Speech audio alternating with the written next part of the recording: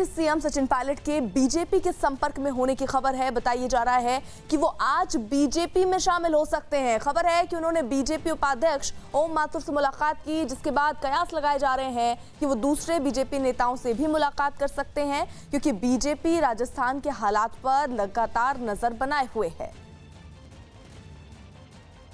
तो बड़ी खबर इस वक्त की, ओम माथुर से मिले थे सचिन पायलट। इससे पहले ज्योतिरादित्य सिंधिया से भी उनकी मुलाकात हुई थी। 40 मिनट तक तकरीबन ये मुलाकात चली और काफी वक्त से सचिन पायलट नाराज बताए जा रहे हैं अशोक गहलोत से, कांग्रेस पार्टी से। इस बीच वो दिल्ली आए थे और उनका कहना था कि वो आला कमान से मिलना चाह रहे हैं, लेकिन उनकी मुलाकात अहमद पटेल से हुई थी और ये कहा गया था कि सब कुछ सुलझा लिया गया है। बावजूद इसके वो जयपुर रवाना नहीं हुए थे।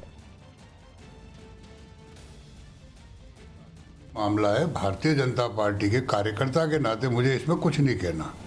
राजस्थान में जब से सरकार बनी है उसी दिन से इनके अंतर्कलह शुरू हो गया था। तो जहाँ घोड़े अगर कहते हैं ना, तो घोड़े तो जहाँ हरियाली होगी वहाँ कुलाचे मारेगा, वहाँ जाएगा ही जाएगा। अगर वो सूखे में रहा तो उसके खुर खत्म हो जाएंगे, इसलिए उसको हरियाली चाहिए। तो वो चिंता करे कि हमारे यहाँ की हरियाली खत्म हो रही है। हमारे साथ हमारे दो सहयोगी इस वक्त जुड़ रहे हैं। भवानी हमारे साथ इस वक्त जुड़ रहे हैं राजस्थान से, और उसके साथ ही साथ अनुराग ढांडा हमारे साथ दिल्ली से इस वक्त जुड़े हुए हैं। सबसे पहले भवानी का रुख करना चाहूंगी। भवानी, कल जो हमने घटनाक्रम देखा कि सचिन पायलट जो है दिल्ली आए, अहमद पटेल से उनकी मुलाकात हुई और उसके बाद कहा गया कि उनको समझा लिया गया और वो वापस जयपुर चले जाएंगे, लेकिन ऐसा हुआ नहीं और उसी के बाद उठापटक भी शुरू हो गई। कल रात भर बैठकों का दौर चला, क्या कुछ हुआ कल?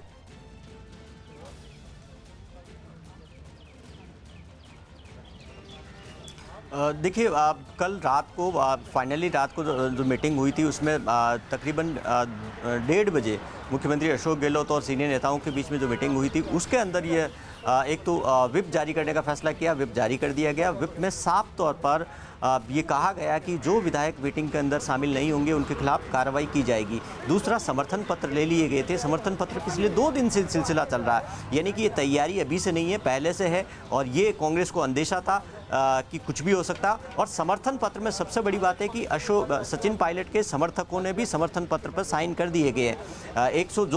9 विधायकों ने समर्थन पत्र साइन किए। उसमें हमारी जानकारी है कि उनके बेहद नज़दीकी जो है वो भी तो अगर वो मीटिंग में शामिल होते हैं तो आप मान के चलिए कि राजस्थान के अंदर जो पायलट के समर्थक मीटिंग के अंदर रहेंगे, उसके बाद में पायलट इस मीटिंग के बाद में कोई स्टेप उठा सकते हैं। बीजेपी नेताओं से लगातार संपर्क में। राजस्थान बीजेपी के नेता गजेंद्र सिंह शेखावत को लेट नाइट बुलाया गया, उनको दिल्ली बुला लिया गया। वो दिल्ली गए क्योंकि गजेंद्र सिंह शेखावत पूरे राजस्थान वाले के मामले में नज़र रखे हुए हैं और सचिन पायलट की बीजेपी के कई नेताओं से बातचीत हो चुकी है और सचिन पायलट कोई भी स्टेप उठाएंगे ऐसा माना जा रहा है कि वो बीजेपी में शामिल हो रहे हैं। लेकिन जो विधायक दल की मीटिंग होगी, मीटिंग के बाद में उसके बाद में आगे वो स्टेप उठाएंगे। बिल्कुल, यानी भवानी जिस तरीके से आप बता रहे हैं 10:30 बजे का वक्त महत्वपूर्ण है जब विधायक दल की बैठक बुलाई गई है और व्हिप भी बाकायदा उसके लिए जारी किया गया है। वहीं राजस्थान के सीएम अशोक गहलोत ने बगावती तेवरों के बाद गहलोत सरकार पर संकट के बादल छाए दिख रहे हैं, जिसके बाद राज्य के मुख्यमंत्री अशोक गहलोत ने आज सुबह 10:30 बजे ये विधायक दल की बैठक बुलाई और इस बैठक पर सबकी निगाहें हैं, क्योंकि यहीं से गहलोत सरकार का भविष्य तय होना है। इस बैठक को लेकर कांग्रेस ने अपने विधायकों को व्हिप भी जारी किया कि अगर कोई भी विधायक बैठक में शामिल नहीं होता है तो उस पर कार्रवाई की जाएगी। इससे पहले देर रात सीएम अशोक गहलोत से अजय माकन, रणदीप सुरजेवाला और अविनाश पांडे ने मुलाकात की थी, जिसके बाद तीनों नेताओं ने प्रेस कॉन्फ्रेंस कर दावा किया कि 109 विधायकों ने सीएम गहलोत को अपना समर्थन पत्र सौंपा है। साथ ही उन्होंने बीजेपी पर सरकार को अस्थिर करने का आरोप भी लगाया और इन तीनों नेताओं को दिल्ली से राजस्थान भेज दिया, जिससे वो राजस्थान का सियासी संकट निपटा सके। वहीं दिल्ली से जयपुर गए कांग्रेस नेता अजय माकन, रणदीप सुरजेवाला और राजस्थान कांग्रेस के प्रभारी अविनाश पांडे राजस्थान सरकार को बचाने में अब जुट गए हैं। तीनों नेताओं ने पहले मुख्यमंत्री अशोक गहलोत से मुलाकात कर राजस्थान के सियासी संकट पर चर्चा की। कांग्रेस नेता अविनाश पांडे ने दावा किया कि राजस्थान में कांग्रेस की सरकार को कोई खतरा नहीं है, जो भी संकट पैदा किया गया है वो बीजेपी की देन है। विधायकों ने सहमति पत्र पर साइन कर अपना समर्थन और अपना पूर्ण विश्वास माननीय अशोक गहलोत जी के नेतृत्व में कांग्रेस सरकार पर और माननीय सोनिया गांधी जी और राहुल गांधी जी के नेतृत्व पर अपना विश्वास जाहिर किया है। इसके अलावा कुछ अन्य विधायकों ने भी माननीय मुख्यमंत्री जी से फोन पर बात की है। कांग्रेस के सम्मान्य विधायकों को व्हिप जारी किया गया है और उस व्हिप में विशेष आग्रह किया गया है कि इस मीटिंग में उनका सहभागी होना, उनका उपस्थित रहना अनिवार्य है। जो कोई विधायक इस बैठक में उपस्थित नहीं होता है, किसी निजी विशेष कारणों का उल्लेख किए बिना उन विधायकों पर अनुशासनात्मक कार्यवाही, सख्त कार्यवाही की जाएगी। भारतीय जनता पार्टी द्वारा जो एक मुहिम आज पूरे देश में लोकतांत्रिक तरीके से चुनकर आई गई सरकार को अस्थिर करने का जो एक प्रयास वो हर राज्यों में कर रहे हैं, जिसका उदाहरण पिछले दिनों मध्य प्रदेश, कर्नाटक और अन्य राज्यों में भी देखने मिला है, और उसी को वो राजस्थान में दोहराना चाहते हैं। लेकिन हमें पूर्ण विश्वास है कि राजस्थान के सभी हमारे बहादुर विधायकों की मदद से और एक कुशल नेतृत्व के मदद से हम उनके इस षड्यंत्र को कामयाब नहीं होने देंगे। अनुराग हमारे साथ जुड़े हुए हैं। अनुराग, क्योंकि सचिन पायलट दिल्ली में है और ओम माथुर से उनकी मुलाकात भी हुई, कितनी संभावना दिख रही है कि वो बीजेपी में शामिल हो सकते हैं? देखिए, पहले तो इस बात की संभावना को देखना है कि 10:30 बजे जो मीटिंग हो रही है, जिसके लिए अभी अविनाश पांडे को भी आपने सुना कि एक व्हिप जारी किया गया है कि जो विधायक शामिल नहीं हुआ इस मीटिंग में उस पर कार्रवाई की जाएगी। तो क्या सचिन पायलट पर कार्रवाई होगी? क्योंकि सचिन पायलट साफ तौर पर कह चुके हैं कि वो इस मीटिंग में नहीं जा रहे हैं और अभी भी वो दिल्ली में मौजूद हैं, जिसका मतलब कि वो मीटिंग अटेंड नहीं कर रहे हैं। तो क्या सचिन पायलट पर पार्टी कार्रवाई करेगी? सबसे बड़ा सवाल ये है। और अगर सचिन पायलट पर कार्रवाई नहीं करेगी तो क्या वो नज़ीर नहीं होगा बाकी विधायकों के लिए भी कि पार्टी स्ट्रिक्ट नहीं है, ऐसे मामलों को लेकर के पार्टी गंभीर नहीं है और कोई कार्रवाई नहीं होती है, ये व्हिप सिर्फ कागजी कार्रवाई है? तो ये देखने वाली बात होगी। मुझे अभी भी लगता है कि ये जो ड्रामा पूरा चल रहा है, राजनीतिक ड्रामा राजस्थान का, इसका ये फर्स्ट फेज है और इस फर्स्ट फेज में राजस्थान सरकार पर ध्यान होने की बजाय मुझे लगता है कि सचिन पायलट पर ध्यान होना चाहिए, क्योंकि फिलहाल बीजेपी की कोशिश भी ये है कि सचिन पायलट को पहले किसी तरह से अपने खेमे में ले लिया जाए। सरकार उसके बाद भी गिराई जा सकती है, क्योंकि सचिन पायलट अगर पिछले 5-6 साल से देखें तो वहाँ पर पीसीसी प्रेसिडेंट है, एक पार्टी के सिटिंग प्रेसिडेंट होना जिनके अंडर में कि पूरा एक चुनाव हो चुका है, वो अपने आप में महत्वपूर्ण है।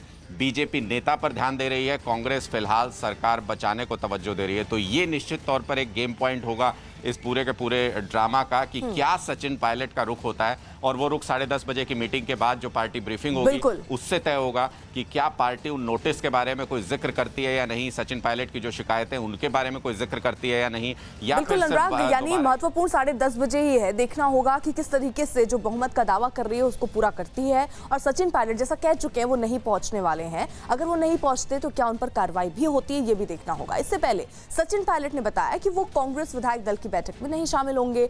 आज सुबह 10:30 बजे विधायक दल की बैठक होनी है। सचिन पायलट दिल्ली में ही हैं और वो जयपुर नहीं जा रहे हैं। सचिन पायलट ने दावा किया कि कांग्रेस के 30 विधायक उनके साथ हैं और गहलोत सरकार अल्पमत में है। दिल्ली में सचिन पायलट ने बीजेपी के नेता और अपने दोस्त ज्योतिरादित्य सिंधिया से मुलाकात भी की थी। दोनों नेताओं की मुलाकात ज्योतिरादित्य सिंधिया के आवास पर हुई। ये मुलाकात 40 मिनट तक चली और इस मुलाकात के बाद कयास लगाए जाने लगे कि सचिन पायलट भी बीजेपी में शामिल हो सकते हैं। वहीं विधायकों की खरीद फरोख्त के मामले में सचिन पायलट को पुलिस ने पूछताछ का नोटिस भेजा, जिसके बाद से वो नाराज बताए जा रहे हैं, क्योंकि उन्होंने गहलोत की बुलाई विधायक दल की बैठक में भी जाने से इनकार कर दिया।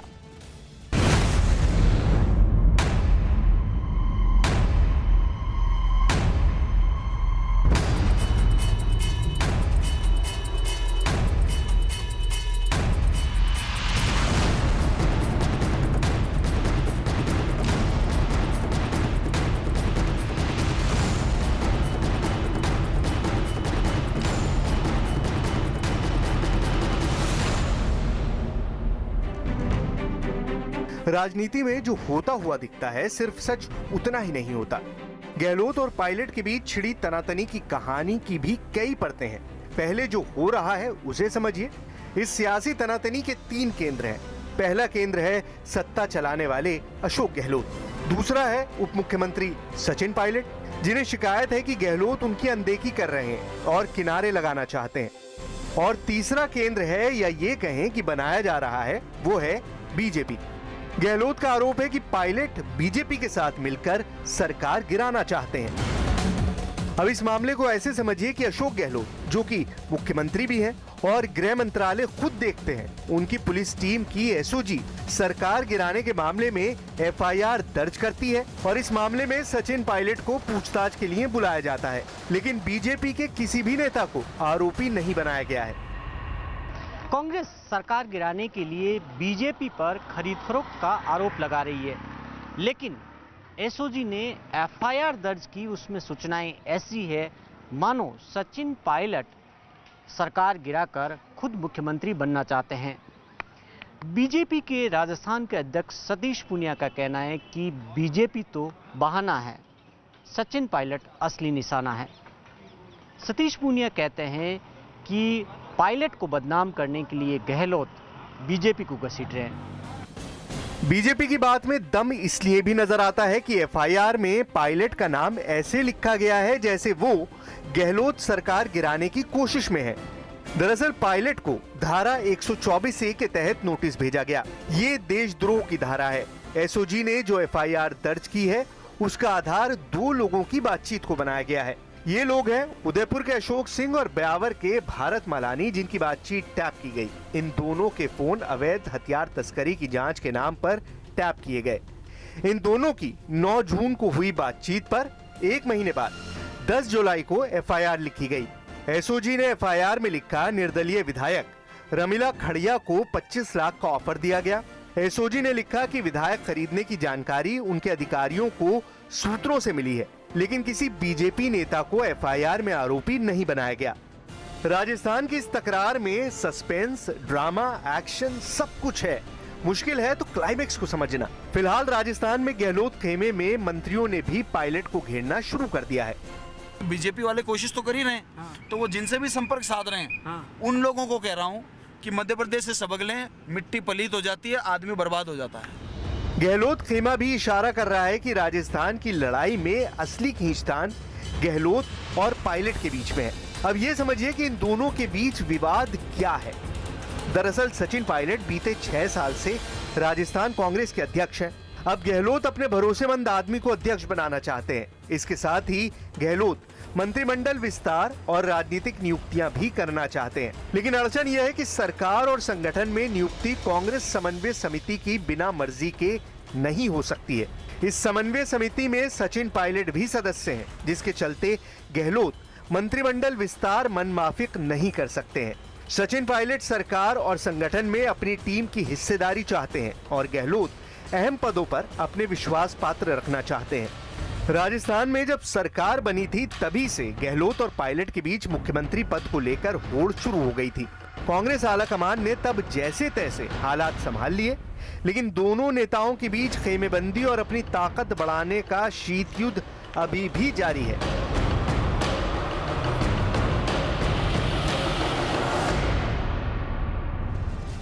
अमिताभ बच्चन और उनके परिवार के 3 और लोगों के कोरोना पॉजिटिव होने के बाद से ही फैंस उनके लिए दुआएं कर रहे हैं। देश के कई हिस्सों में अमिताभ की बेहतर स्वास्थ्य के लिए पूजा अर्चना की जा रही है। वहीं कई फैंस सोशल मीडिया के सहारे अमिताभ के ठीक होने की कामना कर रहे हैं। अमिताभ फिलहाल अपने बेटे अभिषेक बच्चन के साथ मुंबई के नानावटी अस्पताल में भर्ती हैं। उन्होंने अपने 2 ट्वीट के जरिए उन सभी लोगों का शुक्रिया अदा किया जो उनके लिए प्रार्थनाएं कर रहे हैं। मुंबई के नानावटी अस्पताल में कोरोना का इलाज करवा रहे अमिताभ ने ट्वीट करके लिखा, वो सब जिन्होंने अपनी प्रार्थनाएं अभिषेक, ऐश्वर्या, आराध्या और मेरे लिए व्यक्त की हैं, उन सभी को मेरा हृदयपूर्वक आभार। मेरे लिए ये मुमकिन नहीं हो पाएगा कि अपने मेरे अभिषेक, ऐश्वर्या और आराध्या के लिए जो प्रार्थनाएं की हैं उन पर मैं प्रतिक्रिया दे पाऊं, लेकिन मैं हाथ जोड़कर सिर्फ यही कहना चाहता हूं कि आप सभी के प्यार और मोहब्बत का शुक्रिया। और इसी बीच बड़ी खबर, जम्मू कश्मीर के अनंतनाग में सुरक्षा बल की आतंकियों से मुठभेड़ हो रही है। सुरक्षा बल ने इलाके की घेराबंदी कर ली है और 2 से 3 आतंकियों को घेर लिया है। फिलहाल सुरक्षा बल और आतंकियों के बीच फायरिंग चल रही है। ये आपको बता दें, बड़ी खबर इस वक्त की। रिफत हमारे सहयोगी और अपडेट के साथ जुड़ चुके हैं। रिफत, कितने आतंकी बताए जा रहे हैं इलाके में? जैसे अर्पिता, अभी 2 से 3 मिलिटेंटों के छुपे होने की खबर बताई जा रही है। जिस तरीके से कॉर्डिनेट सर्च ऑपरेशन रात के दौरान ही शुरू किया आर्मी, सीआरपीएफ और पुलिस ने, क्योंकि उनको स्पेसिफिक इन्फॉर्मेशन मिली होगी कि वहां पे मिलिटेंट छुपे हुए हैं। कॉर्डन करने के बाद वहां पे फायरिंग का सिलसिला शुरू हुआ। इस वक्त जो है ऑपरेशन चल रहा है। इस बीच एक लेडी के घायल होने की खबर आ रही है एनकाउंटर में, लेकिन कुल मिला के ये कहा जा सकता है कि वहां पे अभी ऑपरेशन जारी है और 2 से 3 मिलिटेंटों के छुपे होने की बताया जा रहा है कि सुरक्षा बलों को खबर मिली थी और 2 से 3 मिलिटेंट वहां पे हो सकते हैं, क्योंकि कल आपको मालूम है कि नॉर्थ कश्मीर के बारामुल्ला के रेबन इलाके में भी एनकाउंटर हुआ था। दिन भर वो एनकाउंटर चला, रात के दौरान वो एनकाउंटर भी शुरू हुआ था, दिन भर भी चला और 3 मिलिटेंट वहां पे मारे गए, जिसमें एक टॉप कमांडर भी शामिल था। और बताया जा रहा है कि लश्कर का जो मिलिटेंट है, पुलिस का दावा है कि वो भी मारा गया है, कि जो सोपोर में हाल ही में अटैक हुआ था सीआरपीएफ पे। तो अभी ये कहना मुश्किल है कि इस एनकाउंटर में कितना टाइम लगेगा, लेकिन लगातार जो है ऑपरेशन जारी है। असम में ब्रह्मपुत्र नदी खतरे के निशान को पार कर गई है, जिससे कई नए इलाके में पानी घुस गया है।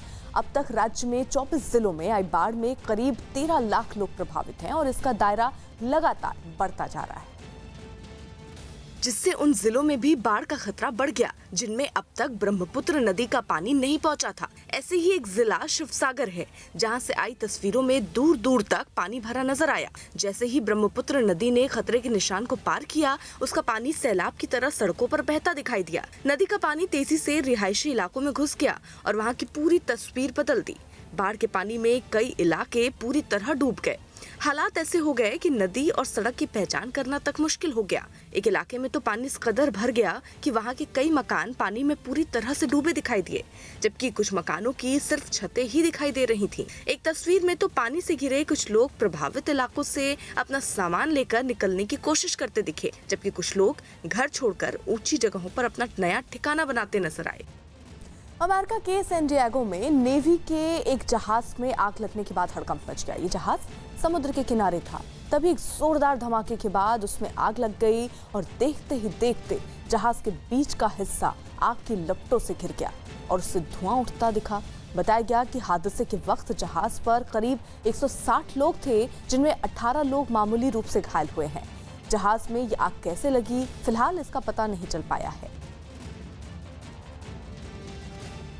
वहीं लखनऊ में टिड्डियों के हमले को नाकाम करने के लिए प्रशासन की कई टीमें जुट गईं। राज्य के कई जिलों में टिड्डी दलों ने हमला किया, जिससे फसलों को काफी नुकसान पहुंचा।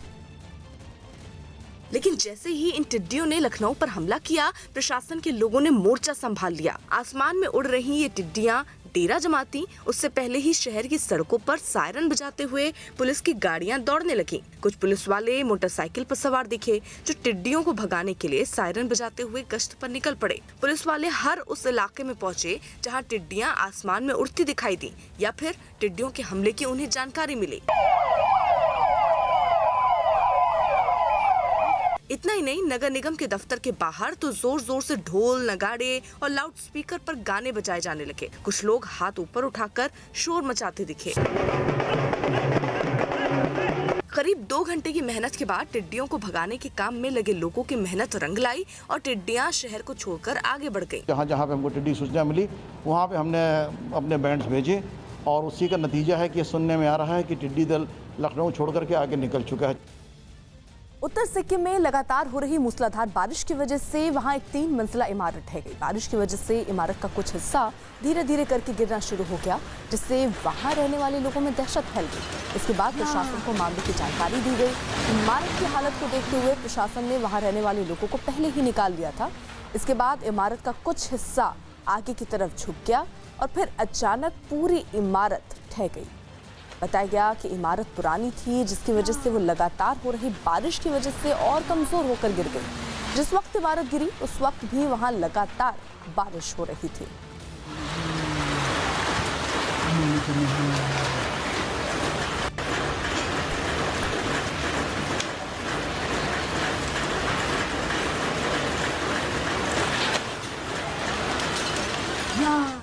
उत्तर बिहार के कई इलाकों में बाढ़ की वजह से कई लोग घर छोड़ने पर मजबूर हुए। बिहार के मधुबनी में कमला बलान नदी के किनारे बसे सैकड़ों लोग बाढ़ के खतरे को देखते हुए घर छोड़ने पर मजबूर हो गए। उत्तर प्रदेश के महाराजगंज में भारी बारिश और नेपाल से आए पानी की वजह से कई इलाके पानी में डूब गए। बिहार के शिवहर में बागमती नदी पर बनाया गया बांध पानी के बढ़ते दबाव की वजह से टूट गया, जिससे इलाके में पानी भर गया। राजस्थान में सियासी संकट के बीच कांग्रेस ने बीजेपी पर पलटवार करते हुए पार्टी के विधायकों के एकजुट होने का दावा किया। भारतीय जनता पार्टी या उसके किसी साथी को बगैर कारण खुश होने की आवश्यकता नहीं। कांग्रेस पार्टी इकट्ठी है, इकट्ठी रहेगी। पंजाब के लुधियाना में पुलिस ने करीब 2 करोड़ 90 लाख रुपए की हेरोइन के साथ 2 लोगों को गिरफ्तार किया। हार्दिक पटेल ने गुजरात कांग्रेस के कार्यकारी अध्यक्ष बनाए जाने पर सोनिया गांधी और राहुल गांधी का शुक्रिया अदा किया। आने वाले दिनों में यानी कि 2022 में 1/3 बहुमत के साथ या कांग्रेस पार्टी सरकार बनाए, यही हमारा प्रयास रहेगा। बिहार के पूर्वी चंपारण में बांध टूटने से कई इलाकों में पानी भर गया। बताया गया कि बांध के कमजोर होने की जानकारी प्रशासन को पहले ही दे दी गई थी। इसके बावजूद प्रशासन ने कोई कदम नहीं उठाया।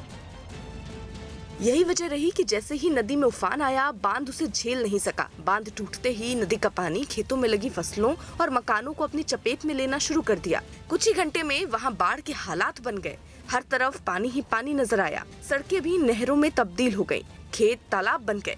हालात ऐसे हो गए कि पानी से घिर चुके कुछ लोगों को अपना घर तक छोड़कर जाना पड़ा। बताया गया कि नदी के पानी को रिहायशी इलाकों में जाने से रोकने के लिए बनाए गए जिले में ऐसे कई और बांध हैं जो टूटने के कगार पर हैं। वहीं इलाके के विधायक ने इसे प्रशासन की लापरवाही मानते हुए सरकार से प्रभावित लोगों को जल्द राहत पहुँचाने की मांग की। किसानों को मुआवजा मिले और जिनके घर में पानी घुसे हुए उनको चिन्हित करके राशन का व्यवस्था किया जाए।